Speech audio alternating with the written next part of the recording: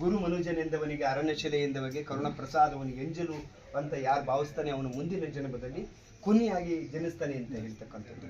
ಗುರು ಮತ್ತು ತಂದೆಗೆ ಒಂದೇ ಅಂತರ. ಗುರು ತೋರುವ ತಂದೆ ತೋರ್ತಕ್ಕ ಸದ್ಗುರುವನ್ನ ತೋರಿದರೆ ಆ ಗುರು ಭವಬಂಧನಗಳನ್ನ ಕಳೀತಾನೆ ಅಂತಕ್ಕಂಥದ್ದು. ಹಾಗಾಗಿ ನಾವು ಎತ್ತಾಗಿ ತೊತ್ತಾಗಿ ಇತ್ತರದ ಗಿಡನಾಗಿ ಮತ್ತೆ ಕಾಲಿನ ಕೆರನಾಗಿ ಗುರುವಿನ ಸೇವೆ ಮಾಡಿಸಿದ್ರು ಸಹ ಅವರ ಋಣವನ್ನು ತೀರಿಸಲಿಕ್ಕೆ ಸಾಧ್ಯವಾಗ್ತಾ ಇಲ್ಲ ಸರ್. ಬಳಪ ಹಿಡಿದಂಥ ಭಗವಂತ ನೀವು ನಮ್ಮಲ್ಲಿರ್ತಕ್ಕಂಥ ಅಜ್ಞಾನ ಇರ್ತಕ್ಕಂಥ ಕತ್ತಲೆಯನ್ನ ತಮ್ಮ ಜ್ಞಾನದ ಮೂಚೆಯಿಂದ ಆ ದೀಪ ಹಚ್ಚಿ ನಮ್ಮ ಬದುಕನ್ನು ಬೆಳಕಾಗಿಸಿದ್ದೀರಿ. ನಡೆದು ಬಂದ ದಾರಿ, ನೆಟ್ಟ ಮೈಲುಗಲ್ಲು, ಮೂಡಿಸಿದ ಹೆಜ್ಜೆ ಗುರುತು ಇವೆಲ್ಲವೂ ಸಹ ರೋಚಕವಾಗಿದೆ ಸರ್. ಹಾಗಾಗಿ ನಮ್ಮ ಇವತ್ತಿನ ಸಂದರ್ಶನ ಫಲಪ್ರದವಾಯಿತು. ನಿಮ್ಮಂತಹ ಜ್ಞಾನಿಗಳ ಕೂಡ ಒಡನಾಡಿರ್ತಕ್ಕಂಥದ್ದು ನಾವು ನಿಜವಾಗಲೂ ಸಹ ಅಮೃತವನ್ನೇ ಸವಿದಂಥ ಇವತ್ತು ಈ ದಿನ, ಈ ಸುದಿನ, ಇವತ್ತಿನ ಈ ದಿನಕ್ಕೆ ತಮ್ಮೆಲ್ಲರಿಗೂ ಸಹ ನಾನು ತುಂಬ ಆಭಾರಿಯಾಗಿದ್ದೀನಿ. ಗುರುತರದಲ್ಲಿ ಮತ್ತೊಮ್ಮೆ ನಾನು ನಮಸ್ಕಾರವನ್ನು ಮಾಡ್ತಾ ಇದ್ದೀನಿ, ತಮಗೆ ನಮಸ್ಕಾರವನ್ನು ಮಾಡ್ತೀನಿ ಸರ್. ಹಾಗೆ ಬೆಳವಾಡಿ ನ್ಯೂಸ್ ಮಾಡ್ಕೊಂಡಿದ್ರೆ ನನಗೆ ತುಂಬ ಸಂತೋಷವಾದ ವಿಚಾರ.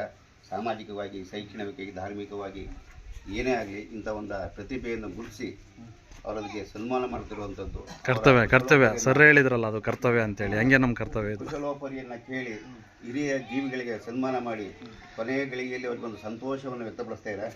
ಇಂಥ ಕಾರ್ಯವನ್ನು ಎಲ್ಲ ಕಡೆಯಲ್ಲೂ ಮಾಡಿ ದೇವರು ನಿಮಗೆ ಆಯುರಾರೋಗ್ಯ ಐಶ್ವರ್ಯವನ್ನು ನೀರಿಯಿಂದ ಆರೈಸ್ತಾರೆ. ಒಳ್ಳೆಯದು. Thank you sir.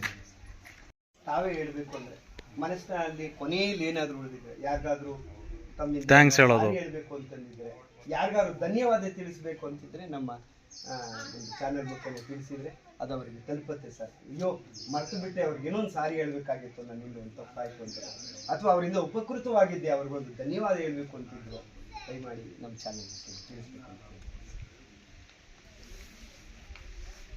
ಬಂದು ಅದು ವೈಯಕ್ತಿಕವಾದ ನನ್ನ ಸೌಭಾಗ್ಯ ಅಂತ ಹೇಳ್ಬೋದು ಈ ಮಾತನ್ನು. ಏಕೆಂದರೆ ಜನರೆಲ್ಲ ಬಂದು ನಮ್ಮನ್ನು ಏನೋ ಒಂಥರವ ಯಾವುದೋ ಒಂದು ಒಳ್ಳೆಯ ಭಾವನೆಯಿಂದ ನಮ್ಮನ್ನು ಮಾತಾಡಿಸ್ತಿರಲ್ಲ, ಇದಕ್ಕೆ ಸಂತೋಷ. ದೇವರು ನಿಮಗೂ ಕೂಡ ಮುಂದಿನ ಇದರಲ್ಲೆಲ್ಲ ಕಾಲಕ್ಕಲ್ಲವ ಇದಕ್ಕಿಂತ ಇನ್ನೂ ಒಳ್ಳೊಳ್ಳೆಯ ಒಂದು ಇದನ್ನು ಜ್ಞಾನಾಭಿವೃದ್ಧಿ ಅವರಿಗೆ ತುಂಬಲಿ, ನಿಮಗೆ ಆ ಥರ ಬರಲಿ, ದೇವರು ನಿಮಗೆ ಅಂಥ ಒಂದು ಶಕ್ತಿಯನ್ನು ಕೊಡಲಿ ಅನ್ನೋ ಒಂದು ದೃಷ್ಟಿಕೋನದಲ್ಲಿ ನಾನು ಕೊನೆಯ ಹೊತ್ತಿಗೆ ಮಾತಾಡ್ತೀನಿ. ಇದು ಒಳ್ಳೆಯ ಕಾರ್ಯನೇ ಒಪ್ಕೊಂತೀನಿ. ಆದರೆ ಒಂದೇ ಒಂದು ಏನಪ್ಪ ಅಂತಂದರೆ, ನೀವು ಇಷ್ಟೆಲ್ಲ ನಿಮ್ಮ ಕೆಲಸ ಕಾರ್ಯಗಳನ್ನೆಲ್ಲ ಬಿಟ್ಬಿಟ್ಟು ಈ ರೀತಿ ಹುಡುಕೊಂಡು ಬಂದಾಗ ನಮ್ಮೂರಿನ ಒಂದು ಭಾಗ್ಯ ಅಂತ ಹೇಳ್ಬೋದು. ಆ ವಿಷಯದಲ್ಲಿ ಇಲ್ಲ ಸರ್, ನಮ್ಮ ಭಾಗ್ಯ ಸರ್. ನಿಮ್ಮನ್ನು ಇಂಟರ್ವ್ಯೂ ಮಾಡೋ ಒಂದು ದೊಡ್ಡ ಸಾಧನೆ ನಮ್ಮದು, ನಮ್ಮದೇ ಸಾಧನೆ. ಆ ಥರ ಉತ್ಪತ್ತಿ ಆಯ್ತಲ್ಲ ನಿಮ್ಮ ತಲೆಯಲ್ಲಿ ಬಂತಲ್ಲ, ಅದಕ್ಕಲ್ಲ ನಾವು ಹೇಳ್ತಿರೋದು. ಅದಕ್ಕೆ ತುಂಬ ಎಲ್ಲರೂ ಒಂದಿನ ಹೋಗೋದೆ ಸರ್, ಇದೇ ಶಾಶ್ವತ ಸರ್, ಇದೇ ಶಾಶ್ವತ. ಗುರು ಶಿಷ್ಯ ಗುರುಗಳನ್ನ ಏನಿರೋದು ಶಾಶ್ವತ ಸರ್. ಗ್ರಾಮದ ಎಲ್ಲ ಸಜ್ಜನ ಸಮಾಜ ಬಂಧುಗಳು, ಶ್ರದ್ಧೆಯ ತಾಯಿಂದರು ನಮ್ಗೆ ಅಷ್ಟೇ ಗೌರವ ಕೊಟ್ಟಿದ್ದೀರಾ. ಎಲ್ಲರೂ ಸಹ ನಾನು ತುಂಬ ಹೃದಯದ ಧನ್ಯವಾದವನ್ನು ಹೇಳ್ತೀನಿ ಸರ್. ದೇವರೇ ಕೊಟ್ಟ ಸರಿ. ನಮ್ಮ ಏನು ಈಗ ಬೆಳವಾಡಿ ಮತ್ತೆ ಕಳಸಾಪುರ, ಮಾಚನಹಳ್ಳಿ, ಕೇಬಳ್ಳಿ ಭಾಗ ಏನು ಲಕ್ಕಿ ಹೋಬಳಿ ಭಾಗ ಏನಿದೆ, ಆ ಭಾಗದಲ್ಲಿ ವಿಶೇಷವಾದ ಪ್ರತಿಭೆ. ಹೌದೌದು, ಪ್ರತಿಭೆ ತುಂಬಾ ಪ್ರತಿಭಾವಂತರು ಮಾತ್ರ.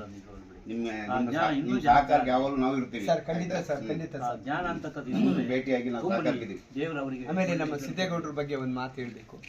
ಶಿಕ್ಷಕ ವೃತ್ತಿ ಅವರು ಒಂದ್ ಕಡೆ ಆದ್ರೆ, ಆನಂತರ ಅವರು ಯಾವಾಗಲೂ ಸಹ ದೀನ ದಲಿತರನ್ನ, ಬಡವರನ್ನ, ಬಹಳ ನೊಂದಂಥ ಬದುಕಿಗೆ ಸಾಂತ್ವನವನ್ನು ಸಿಂಚನ ಪಡಿಸ್ತಕ್ಕಂಥ ಒಂದು ನಿಧಿ ಅದು. ಇವತ್ತು ನಮ್ಮ ಗ್ರಂಥಾಲಯಕ್ಕೆ ಸ್ಪರ್ಧಾ ಸ್ಫೂರ್ತಿಯನ್ನು ಒಂದು ವರ್ಷಕ್ಕೆ ಆಗುವಷ್ಟು ಒಂದು ಪ್ರಾಯೋಜಕತ್ವವನ್ನು ವಹಿಸ್ಕೊಂಡಿದ್ದಾರೆ ಸಿದ್ದೇಗೌಡರು. ಇವತ್ತು ಮಕ್ಕಳು ಅದನ್ನು ಬಂದು ಓದ್ತಿದ್ದಾರೆ ಅಂತ. ಅವ್ರು ಅವತ್ತೇ ಒಂದು ಕೊಡ್ಬಹುದಿತ್ತು, ಒಂದು ಪತ್ರಿಕೆದನ್ನು, ಒಂದು ವರ್ಷಕ್ಕಾಗೋ ಪತ್ರಿಕೆ ಹೌದು ಹೇಳಿದ್ದಾರೆ.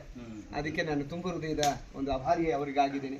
ಇಂಥ ಸನ್ಮಾನ್ಯ ಎಲ್ಲರೂ ಸಹ ಅವ್ರಿಗೆ ಋಣ್ಮನೆಗಳಿಗೆ ನಾನು ವಂದನೆಯನ್ನು ಹೇಳ್ತಾ, ಯಾವುದಾದ್ರೂ ಸಹ ಇದರ ಜೊತೆ ಅಥವಾ ತಪ್ಪಿ ನಡೆದಾಗ ತಿದ್ದುವಂಥ ಮಾತುಗಳನ್ನು ತಮ್ಮಿಂದ ನಾವು ಅಪೇಕ್ಷೆ ಪಡ್ತೀವಿ, ತಮ್ಮಿಂದ ವಿಮರ್ಶೆಗೂ ಒಳಪಡ್ತೀವಿ ನಾವು. ಯಾಕೆಂದರೆ ನಾನೇ ನಡೆದಿದ್ದೇ ದಾರಿ ಅಂತ ಭಾವಿಸಲ್ಲ. ತಪ್ಪುಗಳಿದ್ರೆ ಮಗು ಇಂಥ ತಪ್ಪಾಗ್ತಿದೆ ಕಣೋ ಅಂತೇಳಿ ಬೆನ್ನು ತಟ್ಟಿ ನಾವು ಅದ್ದಿದ್ದ ಕಡೆ ಸಿದ್ಧ ಇದ್ದೀನಿ ಅಂತ ಈ ಸಂದರ್ಭದಲ್ಲಿ ಸ್ಥಳ ಸಾನ್ನಿದ್ದೀನಿ. ಸಹಜ ಸರ್, ಮಾನವ ಎಂಬುದಾಗಿ ಹುಟ್ಟಿದ ಮೇಲೆ ಅವನದೇ ಆಗಿರ್ತಕ್ಕಂಥ ದೇವ್ರ ಕಾರ್ಯ ಅಂತಾನೆ ಬಂದಿದ್ದೀವಿ ಸರ್, ಇನ್ನು ದೇವ್ರ ಕಾರ್ಯ ಅಂತಾನೆ ಬಂದಿದ್ದೀವಿ. ಹಾಗಾಗಿ ಇವರ ಆರಾಧ್ಯ ದೈವ ತಿರುಮಲೇಶ್ವರನ ಎಲ್ಲರಿಗೂ ಹೆಚ್ಚಿನ ರೀತಿಯಲ್ಲಿ ಆರೋಗ್ಯ ಕೊಡಲಿ. ನಿಮ್ಮಿಂದ ಕಲಾ ಸರಸ್ವತಿ ಕಲಾ ಸೇವೆ ಆಗಲಿ, ಊರಿನಲ್ಲಿ ಗ್ರಾಮಾಭಿವೃದ್ಧಿ ಆಗಲಿ, ಒಳ್ಳೆ ಮನಸ್ಸುಗಳು ಸಹ ಒಂದುಗೂಡಿ ಮಾತು ಸೇರಿದರೆ ನುಡಿ ಆಗಲಿ, ಅದು ಕಿಡಿ ಆಗಬಾರ್ದು ಅಂತೇಳಿ ಮತ್ತೊಮ್ಮೆ ಕಳಕಳಿಯ ಪ್ರಾರ್ಥನೆಯನ್ನು ಮಾಡ್ಕೊಳ್ತೀವಿ. ಮತ್ತೆ ಇನ್ನೊಂದು ಹೇಳೋದಾದ್ರೆ, ಈ ದೇವಸ್ಥಾನ ಕಟ್ಟಬೇಕಾದ್ರೆ ಬೇಕಾದಷ್ಟು ಪ್ರಚಂಡರೆಲ್ಲ ಇದ್ದರು. ಸುಮಾರು ಒಂದು 38 ಲಕ್ಷದ ವ್ಯವಹಾರ. ಅದೆಲ್ಲ ಸ್ವಲ್ಪ ಉಳಿಯಿತು ಇಲ್ಲಿ. ಆವಾಗ ನೀನೇ ನಿಂತ್ಕೊಂಡು ಮಾಡ್ರಪ್ಪ. ಇಲ್ಲ, ನಾನು ತುಂಬ ಸಣ್ಣನು, ನನಗೆ ಆಗೋದಿಲ್ಲ, ನೀವು ನಿವೃತ್ತಿ ಜೀವನದಲ್ಲಿ ಮಾಡಿ ಸರ್, ಪರವಾಗಿಲ್ಲ. ಹಾಗೆ ಒಂದು 150 ಸುಮಾರು 15 ಊರಿನ ಅವರು ನನಗೆ ಅವಕಾಶ ಮಾಡಿಕೊಟ್ರು. ನೀವೇ ನಿಂತ್ಕೊಂಡು ಮಾಡ್ರಪ್ಪ, ಪರವಾಗಿಲ್ಲ, ನನಗೆ ಲೆಕ್ಕಾಚಾರ ಅಷ್ಟೊಂದು ಈಗ ವಯಸ್ಸಾಗ್ತಾ ಇರ್ತದೆ, ಲೆಕ್ಕಾಚಾರ ಸರಿಯಾಗಿಲ್ಲ ಅಂದರೂ ಕೂಡ ನನಗೆ ದೇವರು ಅದೊಂದು ಭಾಗ್ಯ ಕೊಟ್ಟಲ್ಲ, ಮಾಡೋದಕ್ಕೆ ಅದೊಂದು ಭಾಗ್ಯ, ಗುಡಿಯನ್ನು ಕಟ್ಟು ಅಂತಕ್ಕಂಥ ಒಂದು ಭಾಗ್ಯ ಕೊಟ್ಟ. ಇನ್ನೊಂದಿದೆ ಲಕ್ಷ್ಮೀ ದೇವಸ್ಥಾನ ಅದೊಂದು ಮಾಡ್ಕೊಂಡು ಸಾಕು, ಅದೊಂದು ಅವಕಾಶ ಮಾಡ್ಕೊಂಡು ಇವತ್ತು ಕೂಡ ಅಲ್ಲಿ ನಿಮ್ಮ ನೇತೃತ್ವದಲ್ಲಿ ದೇವಸ್ಥಾನ ಮಾಡಿದ್ರಿ. ಲೆಕ್ಕಕ್ಕೆ ಬಂದರು, ಎಲ್ಲ ತೆರೆದಿಟ್ಟೆ, ಕರೆಕ್ಟ್ ಲೆಕ್ಕ ಬರೀತಿದ್ದೆ ನಾನು. ಒಂದು NP ವ್ಯತ್ಯಾಸ ಮಾಡಿದ್ಕಣಪ್ಪ, ನಂದೇ ಸ್ವಲ್ಪ ಬಿದ್ದಿರ್ಬೋದು, ಅದು ನಾನು ಹೇಳಕ್ಕಲ್ಲ.